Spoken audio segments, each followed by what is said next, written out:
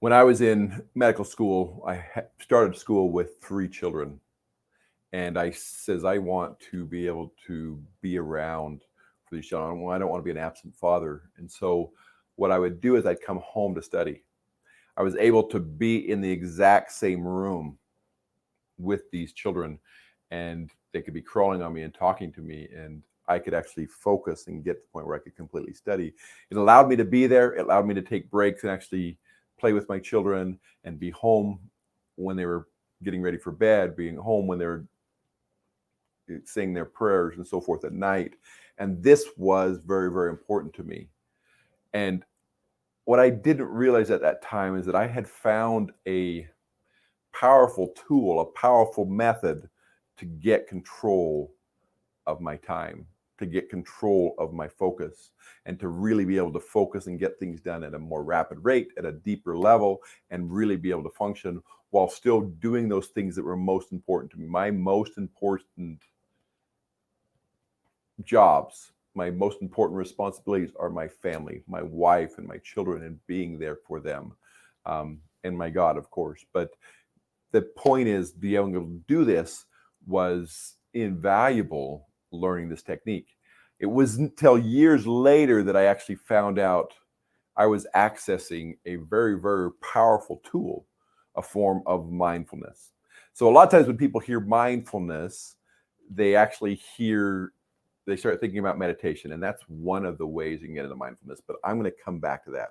Well, I'm Dr. Brant Gibson, and today I want to talk about key habit number 5 that I'm actually accessing, that I'm working on over this 90-day period so that I can get control of my life, so that I can truly be my best self, so I can truly live an extraordinary life, so I can truly access the power that can come through being my best, doing my best, and living my best life. So, what is this? What is mindfulness? What really is it? Like we said, one of those pieces of mindfulness is meditation. Meditation is something I've always thought of going, oh, this is not something, this is out there, and I'm not going to be part of this meditation process. And in fairness, my mind has been changed. It's now something that I do. It's now something that I'm actually saying, okay, this needs to be a part of my life. But I'm going to take a step back because meditation is a small piece of this mindfulness that I'm participating in. So what are the pieces of this puzzle that I actually use? The most powerful mindfulness practice that I have is prayer. And you may say, oh, well, I'm not religious. I don't want to pray. The truth is, I know for a fact that through prayer, through accessing the powers of a higher being, I can accomplish more and do more.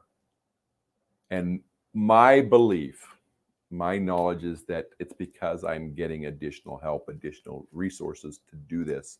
But the truth is, even that focus that it takes to talk to God is going to improve your functioning, improve who you are. So you're going to do things better, even yourself.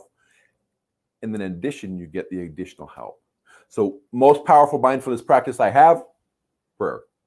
Number 2 is learning how to truly access focus, to actually take an idea and to move it through the process so it goes from ideation to implementation. And one of the techniques that I learned for this is called becoming unhackable. And this unhackable is based on a book written by Carrie Overbrunner that is a powerful tool to help you access and move from idea to flow to really ideation to implementation. You're actually taking it as something, and through this process, you're eliminating the distractions, you're eliminating the problems that are keeping you from doing what you're supposed to do so you can become your best self. And again, this is a part of the process where I'm learning how to eliminate those things that are keeping me from doing my best work, eliminating the distractions, eliminating those things that are hacking us on a daily basis to allow me to function. So prayer, becoming unhackable, meditation would be the third that I actually like to talk about. And meditation is key. There's one of the ways that we actually access meditation, of course, is through this practice of meditating, where you're actually closing your eyes and you're focusing on, really in meditation, focusing on nothing. You're actually trying to eliminate all distractions, all outside noise, outside influences. A lot of times you're going to use special music or something that can actually calm you and allow you to relax. You may focus on your breathing initially to help you notice everything that's going on with your body. But really, when it comes to meditation, you want to eliminate everything from your mind and just focus on the body. The fourth is getting out in nature. Did you know that being out in nature, you actually have access to a mindfulness that can't be accessed in a building with walls, with windows and doors? Getting out in nature, again, I believe it's because of your access to God, but getting out in nature will cause your body to function at a higher level and to be able to do things you wouldn't normally be able to do. This is one of the reasons that I've always loved camping. This is one of the reasons that I love to go hiking and do some of those kind of activities. Number 5 is self-hypnosis. Now, self-hypnosis is not the typical hypnosis you're thinking about. This is a mindfulness practice where you're actually focusing on something that's very, very important to you, to help you access the power of the subconscious mind. Through the self-hypnosis, you're literally focusing on a key task, a key idea to access the additional power of your mind. So if you think about it, you've got the conscious mind and the subconscious mind. The subconscious mind is doing so much more work than the conscious mind, because everything that the conscious mind can't focus on, because we can only focus on a small amount of stuff, is pushed into the subconscious mind for it to work on. So by accessing that, you can actually have really, really great power in doing that. So these are some of the things that you can do for mindfulness. There are so many techniques, so many options that I'm actually going to be working on a daily basis over the next little while to help myself get better. So what can you do? If you want to access mindfulness, figure out 3 key pieces of the 3 key things that you want to focus on this over this next month, over the next 60, 90 days, and make a list. Say, okay, I'm going to start focusing on getting out in nature more. I'm going to start focusing on my relationships, being there for my family.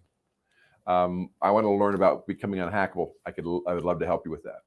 I would want to learn about meditation. That's also something I can help you with. I've been studying it, trying to learn it, because it was not something I was using, but I'm now using it with my patients and using it with individuals to help them go to the next level, to truly succeed in being their best selves. And I'm putting those exact same practices into my life to be my best self as well. If you're interested in additional information, you're saying, okay, this is something I want to do, comment below, and we will look for ways to give you these tools, whether it is to get access to the book. Actually, tell you what, I will give you a free book, Unhackable, from Carrie Oberbrunner. If you're interested, all you need to do is go to the beunhackable.com and you will have access to a book. You do pay shipping, but I've already purchased the book for you and I can give it to you basically for free. So for a little bit of shipping, you can get a free book. And this is a great book that will take you through the 30 days that you need to truly become unhackable. This is probably the best thing you could do. So I invite you to jump in, work on being mindful. This is key habit number 5 that's going to change your life. I'm using it right now to change mine. Thank you for being here. This is Dr. Brant Gibson, and this is Concordant Day 8, key habit number 5, mindfulness. Thank you. Have a great rest of your day.